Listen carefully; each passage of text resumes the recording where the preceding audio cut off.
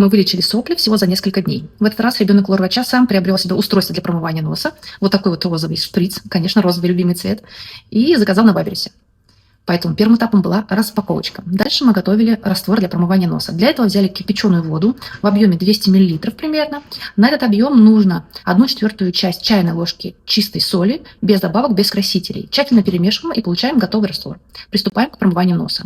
Мой ребенок уже все знает, как промывать правильно, поэтому действуем по инструкции. Рот немножко приоткрываем, голову немножко наклоняем в сторону и плавно давим на поршень шприца. Раствор должен выливаться через другую половину носа. И дальше аккуратно сморкаемся. Таким образом мы избавились как от соплей, так и от кашля, который возникал тоже из-за соплей, которые стекали по задней стенке глотки. Пользуйтесь.